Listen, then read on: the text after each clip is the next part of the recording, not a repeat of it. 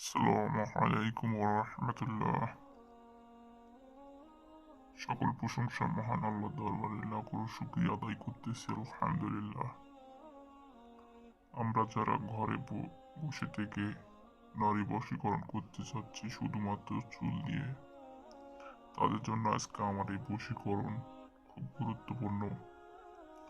আপনারা চাইলেই ঘরে বসে শুধুমাত্র চুল দিয়ে বশীকরণ করতে পারবেন। কিভাবে বশীকরণ করবেন সেটি আমি আপনাদের দেখাবো। এটি হচ্ছে চুল, এই চুলটি দ্বারা আপনারা বশীকরণ করতে পারবেন। আমার সামনে একটি বই রয়েছে, এই বই থেকেও আমি আপনাদের দিতে পারি, কিন্তু ওখান থেকে আমি আপনাদের দেব না। আমি আপনাদের দেখাবো আমার নিজের থেকে, আমি যা কাজ করি সেখান থেকে আমি আপনাদের দেব। আমি এর আগেও কাজ করেছি, কাজ করে দিই অনেকের, যারা কাজ করে নেয়।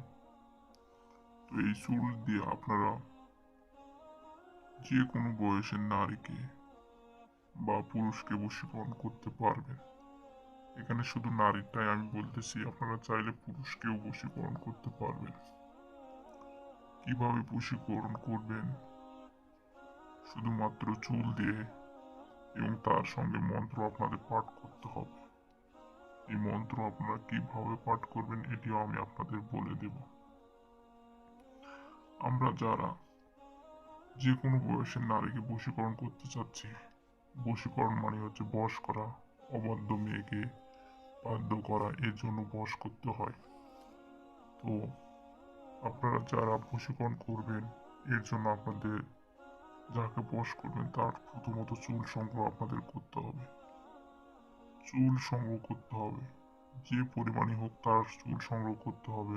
চুল সংগ্রহ করা হয়ে গেলে আপনাদের বাসায় নিয়ে আসে আসনে বসে আমি যে মন্ত্রটা দিচ্ছি এই মন্ত্রটা পাঠ করতে হবে, এবং চুলের যে কাজ আছে মন্ত্রের জন্য সেটি আপনাদের করতে হবে।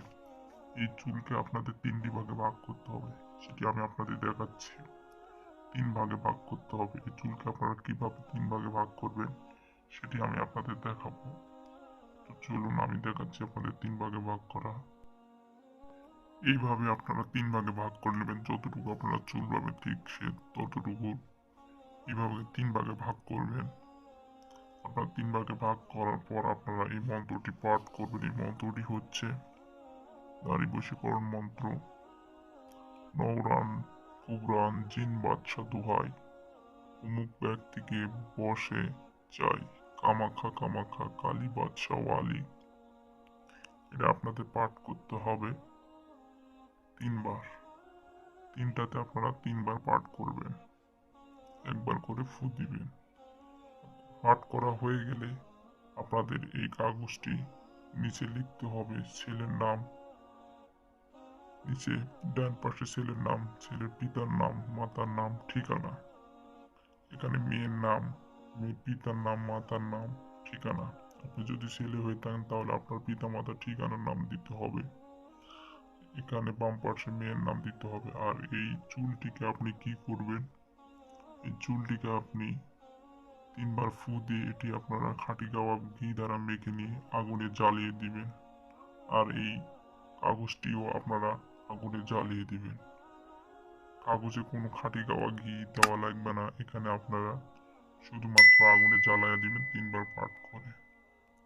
পাক পবিত্র অবশ্যই এটি পাঠ করবেন, এবং যে যে নিয়মে আমি বললাম সেই নিয়মে কাজ করবেন। আগুনে জ্বালিয়ে দেওয়া 3 থেকে 7 দিনের মধ্যে সেই কাঙ্ক্ষিত ব্যক্তি আপনার কাছে ছুটে আসতে বাধ্য হবে। তো এই ছিল আজকের ভিডিও। আপনাদের কোনো সাহায্য পরামর্শ মনে হলে স্ক্রিনে দেওয়া নম্বরে যোগাযোগ করতে পারেন।